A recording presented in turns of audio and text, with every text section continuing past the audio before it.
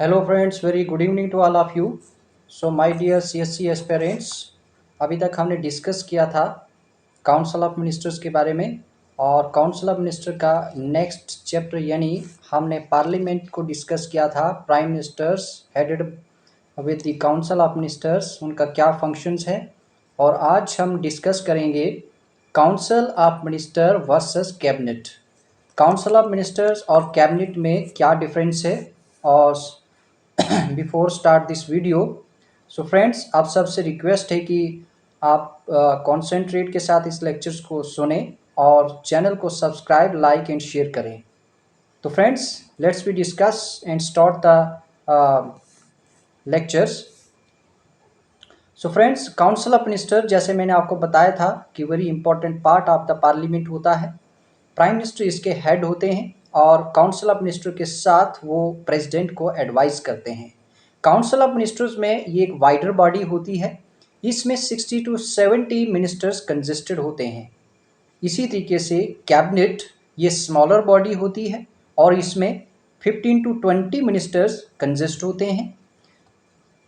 Council of minister में include होते हैं तीन कैटेगरी ऑफ मिनिस्टर्स, जो कि कैबिनेट मिनिस्टर्स होते हैं, मिनिस्टर्स ऑफ स्टेट होते हैं और डेप्यूटी मिनिस्टर होते हैं। आई again repeat it. Council of ministers में इंक्लूड होते हैं तीन कैटेगरी के ministers. First, cabinet ministers, minister of states and deputy ministers. इसी तरीके से कैबिनेट में क्या कौन से इंक्लूड होते हैं। कैबिनेट मिनिस्टर्स ओनली इंक्लूड होते हैं कैबिनेट में। इसी तरह ये part of the council of ministers होते हैं कैबिनेट में। काउंसिल ऑफ मिनिस्टर्स में क्या होता है, third point, it does not meet as a body it does not meet as a body to transact government business. It has no collective functions. And cabinet, it meet as a body frequently and usually once in a week to deliberate and take decisions regarding the transactions of government business. Thus, it has collective functions. Cabinet का collective functions होता है, council of ministers का collective functions नहीं होता है। Number fourth point, it is vested council of ministers, it is vested with all powers. यानी council of ministers के पास सभी तरह की पावर्स होती हैं। बट इन थ्योरी में काउंसिल ऑफ मिनिस्टर्स में के पास सभी तरह की पावर्स तो होती हैं, बट इन थ्योरी। इसी तरीके से कैबिनेट में cabinet exercise in practice the powers of the council of ministers and thus acts for the latter. Council of ministers में ये डिफरेंस है कि वो पावर्स तो रखती हैं बट थ्योरी में, और कैबिनेट में कैबिनेट पूरी तरीके से एक्सरसाइज करती है, पावर को प्रैक्टिस करती है और किसकी, काउंसिल ऑफ मिनिस्टर्स को, और इसी तरीके से ये एक्ट्स करती हैं लास्ट तक। काउंसिल ऑफ मिनिस्टर फंक्शंस करते हैं, इट फंक्शंस आर डिटरमाइंड। इनका फंक्शन कौन डिटरमाइन करता है, किसके द्वारा डिटरमाइंड होता है, by the cabinet. And cabinet ministers directs करते हैं काउंसिल ऑफ मिनिस्टर्स को by taking policy decisions which are binding on all ministers. Number 6 point, council of ministers क्या करते हैं, काउंसिल ऑफ मिनिस्टर्स इंप्लीमेंट्स करते हैं डिसीजंस को जो कैबिनेट लेती है। क्या करते हैं काउंसिल ऑफ मिनिस्टर्स, वो डिसीजंस को इंप्लीमेंट करते हैं, वो डिसीजन जो कैबिनेट लेती है। बट कैबिनेट सुपरवाइज करती है कि जो डिसीजन उन्होंने लिए हैं क्या वाकई में काउंसिल ऑफ मिनिस्टर्स ने उनको इंप्लीमेंट किया है। यानी कैबिनेट काउंसिल ऑफ मिनिस्टर्स को दिए गए डिसीजन, कैबिनेट के द्वारा लिए गए decisions council of ministers implement कर रही है या नहीं, ये सुपरवाइज कैबिनेट करती है काउंसिल ऑफ मिनिस्टर के ऊपर। काउंसिल ऑफ मिनिस्टर एक कॉन्स्टिट्यूशनल बॉडी है जो डील करती है डिटेल्ड में by the articles 74 and 75 of the constitutions. इसका size and classifications are however not mentioned in the constitutions, but its size is determined by the Prime Minister of India according to the exigencies of the time and requirements of the situation. इसकी classification 3 tyre of body में की गई हैं जो based हैं convention of parliamentary government के ऊपर as developed in, जो जिस तरीके से ब्रिटेन में इसको डेवलप किया गया था। It has however got a legislative sections, इसी तरीके से salaries allowances act of 1952 defines करते हैं मिनिस्टर की as a member of the council of ministers by whatever name called and includes a deputy ministers. इसी तरीके से cabinet क्या करते हैं, कैबिनेट ये it was inserted in article 352 of the constitution in 1978 by the 44th constitutional amendment act. Cabinet को insert किया गया था आर्टिकल 352 कॉन्स्टिट्यूशन के आर्टिकल 352 में, और ये 1978 में हुआ था जब 44th कॉन्स्टिट्यूशनल अमेंडमेंट एक्ट लाया गया। इसी तरीके से it did not find a place in the original text of the constitution, original text of the constitution में कैबिनेट का कोई भी मेंशन नहीं है। Now also article 352 only defines the cabinet saying that it is the council of cabinet rank appointed under article 75 and does not describe its powers and functions, in other words its rules and in और politico administrative system में base होता है on the convention of parliamentary government as developed in Britain.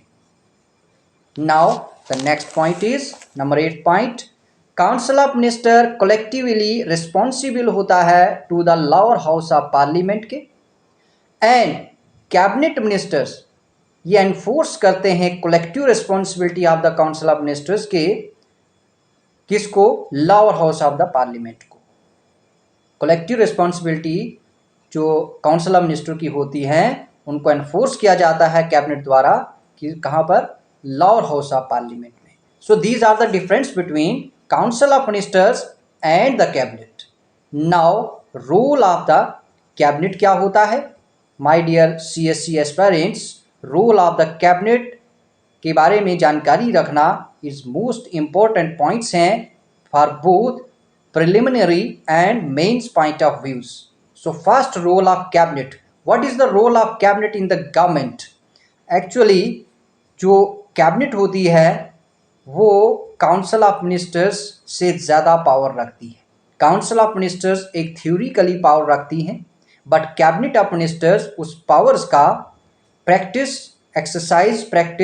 Reality में करती है। कोई भी decision लिया जाता है कैबिनेट ही डिसीजन लेती है, और उस डिसीजन टेकन्स के बाद काउंसिल ऑफ मिनिस्टर उसका इम्प्लीमेंटेशंस करती है। उस इम्प्लीमेंटेशंस को सुपरवाइज करने के लिए कैबिनेट बैठी है, और कैबिनेट उसको सुपरवाइज करती है कि जो डिसीजंस कैबिनेट ने लिए हैं वो रियलिटी में काउंसिल ऑफ मिनिस्टर्स इंप्लीमेंट कर रही है या नहीं। ये सारा सुपरविजन्स कैबिनेट मिनिस्टर्स करते हैं। तो रोल ऑफ कैबिनेट क्या है, ये it is the highest decision making authority in our politico administrative systems. First point, I again repeat it, ये हाईएस्ट डिसीजन मेकिंग अथॉरिटी है हमारे पॉलिटिको एडमिनिस्ट्रेटिव सिस्टम में। सेकंड, ये चीफ पॉलिसी फॉर्मुलेटिंग बॉडी है central government की। Third, ये supreme executive authority of the parliament government है। I again repeat it, third point, it is the supreme executive authority of the central government. And fourth, ये chief coordinator है central administrations की। कौन? Cabinet. ये chief coordinator है central government की, central administrations की। Number fifth point, it is in इसका जो रोल है, इसका ये एक एडवाइजरी बॉडी है, प्रेसिडेंट को एडवाइज करती है, और इसकी एडवाइस जो है वो बाइंडिंग होती है ऑन हिम, किसके? प्रेसिडेंट के ऊपर बाइंडिंग होती है इसकी एडवाइस। नंबर सिक्स पॉइंट, ये चीफ क्राइसिस मैनेजर हैं। It is the chief crisis manager. Who? That is the cabinet. Cabinet is the chief crisis manager and thus deals with all emergency situations. क्यों है chief crisis managers? क्योंकि कोई भी country में emergency situations create होती है, उस emergency तमाम इमरजेंसी के साथ जो डील किया जाता है वो ये कैबिनेट करती है। नंबर 7th पॉइंट, ये डील्स करती है with all legislative and financial matters. सब लेजिस्लेटिव एंड फाइनेंशियल मैटर के साथ जो डील करती है वो कैबिनेट करती है। नंबर 8, ये एक्सरसाइज करती है, इट एक्सरसाइज कंट्रोल और higher appointment like constitutional authorities and senior secretariat administrators. ये क्या करती हैं? एक्सरसाइज करती हैं कंट्रोल को किसके ऊपर? जितने भी हायर अपॉइंटमेंट्स बॉडीज हैं उनके ऊपर कंट्रोल करती हैं, एक्सरसाइज करती हैं कंट्रोल की। और वो कौन सी हैं? जैसे कि कॉन्स्टिट्यूशनल अथॉरिटीज़। और कॉन्स्टिट्यूशनल अथॉरिटीज़ कौन सी हुई? जैसे कि आपका फाइनेंस कमिश्नर है, आपके controller and auditor general of India हैं, आपके और अदर एक्स्ट्रा जो भी कॉन्स्टिट्यूशनल बॉडीज़ हैं उन सब के ऊपर अपना एक्सरसाइज करती हैं कंट्रोल का। और क्या? जितने भी सीनियर सेक्रेटेरिएट एडमिनिस्ट्रेटर्स हैं। सीनियर सेक्रेटेरिएट एडमिनिस्ट्रेटर कौन होते हैं? जो आईएएस अधिकारी हैं, deputy secretary, joint secretary union cabinet में या पीएम ऑफिस के अंदर, उन सब के ऊपर ये एक्सरसाइज कंट्रोल करती हैं। ये डील्स करती हैं, 9th पॉइंट है, 9th and last point, cabinet deals करती है with all foreign policies and foreign affairs. Most important point से फ्रेंड्स, कैबिनेट का रोल क्या है? वो डील्स करती है तमाम फॉरेन पॉलिसीज के साथ और फॉरेन अफेयर के साथ। ये सारा रोल कैबिनेट का होता है और ये कैबिनेट इसके साथ डील करती है। पोजीशन ऑफ द कैबिनेट जो ब्रिटेन गवर्नमेंट की जो ब्रिटेन में होती है, वो has become so strong that Ramsay Mayor has referred to it as the dictatorship of the cabinet. The same descriptions holds good for the Indian context too. इस context में आप ये कह सकते हैं कि कैबिनेट का जो डिसीजन मेकिंग पावर है वो कंपैरेटिवली काउंसिल ऑफ मिनिस्टर्स के बहुत सुप्रीम है और बहुत अथॉरिटेटिव है और सुपरविजिव है। और सुपरविजन किसके ऊपर? आम सभी काउंसिल ऑफ मिनिस्टर्स के ऊपर वो सुपरवाइज करती हैं। जो डिसीजन टेकन वो करती हैं कैबिनेट में, उनका इम्प्लीमेंटेशंस काउंसिल ऑफ मिनिस्टर कैसे कर रही है, वो सारा रोल कैबिनेट प्ले करती है। So friends, my dear CSE aspirants, think about how the cabinet are powerful, how the role of cabinet is most essentials comparatively the council of ministers in authoritative, supervisory and decision taking process. Now the next is the kitchen cabinet. What is the kitchen cabinet? The cabinet is small body. It is a small body and it is the special body of the Prime Minister of India. ये special body क्या करती है? Cabinet special kitchen cabinet, I am talking about the kitchen cabinet. A small body तो है लेकिन ये consist करता है prime minister as its head, और इसमें कुछ मेंबर्स होते हैं। सम बॉडी होती हैं जो 15 से 20 मोस्ट इंपॉर्टेंट मिनिस्टर्स होते हैं इसमें किचन कैबिनेट में, और ये हाईएस्ट डिसीजन मेकिंग बॉडी होती है फॉर्मल सेंस में। कैबिनेट किचन प्राइम मिनिस्टर्स की स्मॉल बॉडी खुद डिसाइड करते हैं, कैबिनेट कंसिस्ट करते हैं इसको एज इट्स हेड, और इसमें 15 से 20 मोस्ट इंपॉर्टेंट मिनिस्टर्स होते हैं जो हाईएस्ट डिसीजन मेकिंग बॉडी होती है फॉर्मल सेंस में। और इसी तरीके से ये however A still smaller body called the inner cabinet भी इसको कहते हैं या किचन कैबिनेट भी कहते हैं। ये has become a real centre of power, ये रियल सेंटर ऑफ पावर बनती है। और इसको informal body consist of the prime ministers, the informal body consist of the prime minister and 2 to 4 influential colleagues in whom he has faith. इसमें 2 से 4 influential colleagues होते हैं prime minister के, जिनके ऊपर वो फेथ करते हैं और उनके साथ डिस्कस करते हैं हर प्रॉब्लम को। ये एडवाइस करते हैं प्राइम मिनिस्टर को important political and administrative issues के बारे में और असिस्ट करते हैं प्राइम मिनिस्टर को क्रूशियल डिसीजन लेने में।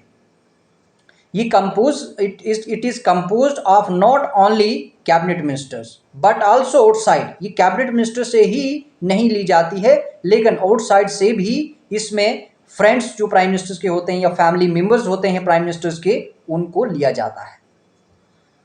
एवरी प्राइम मिनिस्टर, जो भी जितने प्राइम मिनिस्टर इंडिया है, उनकी अपनी एक इनर कैबिनेट या किचन कैबिनेट रही है। वो circle with in a circle होता है। और prime minister, first prime minister of India जो जवाहरलाल नेहरू, जो इनर कैबिनेट कंसिस्टेड की गई थी आप सरदार पटेल उसमें थे, मौलाना आज़ाद थे, गोपाल स्वामी अयंगर थे एंड किदवाई थे। उसी तरीके से लाल बहादुर शास्त्री थे, रिलाइड अपान YV श्रवण थे, स्वर्ण सिंह एंड GL नंदा थे। ये during the era of Indira Gandhi inner cabinet was particularly powerful हो गई थी and consists of person like YV Shravan, Uma Shankar, Dikshit, Fakhruddin Ali Ahmed, doctor Karan Singh and others उस कैबिनेट में हुआ करते थे। और present prime ministers Atal Bihari Vajpayee, उस टाइम के formal prime minister and other Atal Bihari Vajpayee ji जब आए, उनके इनर कैबिनेट में कंसिस्ट कौन थे? Lal K Advani, George Fernandes, MM Joshi, Pramod Mahajan and so on. So today आज के प्रेजेंट प्राइम मिनिस्टर्स में श्री नरेंद्र मोदी जी जो प्राइम मिनिस्टर ऑफ इंडिया हैं एट प्रेजेंट, उन्होंने अपनी इनर कैबिनेट की किचन कैबिनेट बहुत कम रखी है। और उसमें बहुत कम लोग, बहुत फिलहाल तो रखी ही नहीं। आज के दौर में कैबिनेट का कोई ऐसा इनर कैबिनेट किचन कैबिनेट का कोई रोल ही नहीं, क्योंकि उनका कोई फैमिली ही नहीं पीछे से उन्होंने रखा ही नहीं अपने साथ। और तमाम कैबिनेट्स में जो डिसीजन मेकिंग होती है वो कैबिनेट के साथ होती हैं और काउंसिल ऑफ मिनिस्टर के साथ। Mostly today prime minister of India Narendra Modi ji का जो कैबिनेट है वही सारा डिसीजन मेकिंग अथॉरिटी भी है और वही प्राइम मिनिस्टर के साथ, प्राइम मिनिस्टर उनका हेड है और वही डिसीजन मेकिंग अथॉरिटीज है। So prime ministers have resorted to the device of inner cabinet constitutional body due to its merits. उनके कौन कौन से नाम हैं? It being a small unit is much more efficient decision making body than a large cabinet. First point. Second, it can meet more often and deal with business much more expeditiously than the large cabinet. Third point, it helps the prime ministers in maintaining secrecy in decision making on important political issues. And fourth point, however, इसके demerits क्या क्या हो सकते हैं? These are the merits, but demerits क्या क्या हो सकते हैं? ये रिड्यूस करते हैं authority and status of the cabinet को। जब किचन कैबिनेट बनाई जाती है तो किचन कैबिनेट जो है, जो कैबिनेट होती है उसके जो अथॉरिटी को कम समझी जाती है, उसका जो डिसीजन मेकिंग वो उतना पावरफुल नहीं रह जाता है जब किचन कैबिनेट होती है, और स्टेटस भी कम रह जाता है। और किचन कैबिनेट ही हाईएस्ट डिसीजन मेकिंग बॉडी होती है। ये डिमेरिट्स होता है किचन कैबिनेट बनाने से। सेकंड डिमेरिट्स क्या होता है? ये circumvents the legal process by allowing outside person to play a influential role in the government functioning. जब किचन कैबिनेट बनाई जाती है, जो आउटसाइडर पीपल को उसमें प्लेस दी जाती है प्राइम मिनिस्टर द्वारा, तो वो लीगल प्रोसेस जो होता है वो सर्कमवेंट्स चलाते हैं और उसमें वो लॉ और आउटसाइड पर्सन्स होते हैं जो काफ़ी इन्फ्लुएंशियल रोल प्ले कर रहे होते हैं गवर्नमेंट के फंक्शनिंग में। इससे होता क्या है कि कैबिनेट का रोल, कैबिनेट का इन्फ्लुएंस कम हो जाता है और ये गवर्नमेंट के गवर्नेंस में बाधाएं उत्पन्न करता है। सो इसीलिए आज के प्रेजेंट गवर्नमेंट किचन कैबिनेट ना होने की वजह से गवर्नमेंट का डिसीजन मेकिंग प्रोसेस बिल्कुल इन्फ्लुएंशियल है, कैबिनेट पावरफुल है और कैबिनेट जो डिसीजन ले रही है उसका इम्प्लीमेंटेशन भी काउंसिल ऑफ मिनिस्टर द्वारा प्रॉपरली हो रहा है और उनके ऊपर supervision cabinet every time every moment day to day काफ़ी कॉन्सेंट्रेटली के साथ कर रही है। So these are the difference between the cabinet and the kitchen cabinet. Kitchen cabinet जब हमारे देश में जिन जिन प्राइम मिनिस्टरों को किचन कैबिनेट रहा है उन प्राइम मिनिस्टरों को काफ़ी दिक्कत आ चुकी है डिसीजन मेकिंग प्रोसेस में। कैबिनेट जो होती थी वो काफ़ी लोअर स्टेटस में रह जाती थी और आउटसाइडर जब किचन कैबिनेट में एंटर किए जाते थे, करवाए जाते थे प्राइम मिनिस्टर द्वारा, चाहे उनके फैमिली के मेंबर्स हों, फ्रेंड्स हों या और कोई रिलेटिव्स हों, वो काफ़ी पावरफुल रह जाते थे कोई भी प्राइम मिनिस्टर के डिसीजन मेकिंग में। कैबिनेट का जो ओरिजिनल डिसीजन जो इलेक्टेड मिनिस्टर्स हुआ करते थे उनको उनका स्टेटस लो हो जाता था, उनका अथॉरिटी भी कम हो जाती थी और प्राइम मिनिस्टर का किचन कैबिनेट ही हमेशा पावरफुल रहता था। So friends, these are the difference. Now the cabinet committees क्या होती हैं? Cabinet committees through various committees, cabinet work करता है बहुत सारी कमेटियों से। Cabinet works through various committees, और वो कौन कौन से पॉइंट हैं जिन पे वो वर्क करता है? एक्चुअल जो कैबिनेट कमेटीज होती हैं, कैबिनेट जो वर्क करता है, जब कमेटी फॉर्म की जाती हैं, वो स्पेशल उनकी रिकमेंडेशंस मांगी जाती हैं। और ये कमेटी होती क्या है? ये extra constitutional, as they are not mention in the constitution, जो कमेटी फॉर्म्ड होती हैं वो एक्स्ट्रा कॉन्स्टिट्यूशनल बॉडी होती हैं और इनको कॉन्स्टिट्यूशन में मेंशन नहीं किया गया। However, rules of business provide for their establishment. Second point, they are two types of committees होती हैं, एक स्टैंडिंग कमेटी, एक ad hoc committee. The former are of a permanent nature while the later are of a temporary nature। Ad hoc committee जो होती है वो constitute की जाती है फ्रॉम टाइम टू टाइम, जो डील करती है स्पेशल प्रॉब्लम के साथ। They are disbanded after there task is completed. जब टास्क उसको दिया जाता है वो कंप्लीट हो जाता है तो उसको डिसबैंड किया जाता है। For example, emergency committee set की गई थी 1962 में आफ्टर द चाइनीज इन्वेजन, उसके बाद वो डिसबैंड कर दी गई। Third point, they are setup, कौन उसको सेटअप करता है? By the prime ministers according to the exigencies of the time and requirements of the situation. इसी तरीके से their number, nomenclature and composition varies from time to time. उनका number, कितने लोग रखने हैं, उनका जो नॉमिनिक्लेचर्स है या कंपोजिशन है, वो सब टाइम के साथ फॉर्म किया जाता है। नेक्स्ट पॉइंट है मेंबरशिप वेरीज फ्रॉम 3 to 8। ये वेरी करती है, कभी 3 होते हैं, कभी 8 होते हैं। और यूजुअली इंक्लूड किया जाता है ओनली कैबिनेट ऑफ मिनिस्टर्स को इन कमेटीज में। However, the non cabinet ministers are not debate from their membership. Non cabinet ministers भी इनमें रखा है, उनको भी डिबेट नहीं किया जाता है। Fifth point, they not only include the ministers in charge of subjects covered by them but also include other senior ministers. Number 6, they are mostly headed by the prime ministers of India। sometimes क्या होता है कि cabinet of minister जो particularly the home minister जो हैं जो या finance ministers हैं वो एक्ट करते हैं एज देयर चेयरमैन। वो sometimes, but in case prime minister is a member of the committee, he invariably presides over it। Seventh point है they not only sort out issues and formulate proposals for the consideration of the cabinet but also take decisions। इसी तरीके से cabinet review करती है उनके जो committee बनाई जाती है, उनके जो डिसीजन आता है उसको बाद में कौन रिव्यू करता है? कैबिनेट। ये ऑर्गेनाइजेशनल डिवाइस है, एक ऑर्गेनाइजेशन डिवाइस है जो रिड्यूस करती है enormous workload of the cabinet के। जब कैबिनेट को लगता है कि उनका वर्कलोड बढ़ता जा रहा है तो उसको उस वर्कलोड को कम करने के लिए कमेटी फॉर्म की जाती है, जो कैबिनेट जो कमेटी रिपोर्ट देती है, डिसीजन देती है, उस डिसीजन को बाद में रिव्यू किया जाता है कैबिनेट द्वारा। और किससे होता क्या है कि कैबिनेट का जो वर्कलोड है वो कम हो जाता है। ये फैसिलिटेट करती हैं in depth examination of policy issues को एंड effective coordinations को।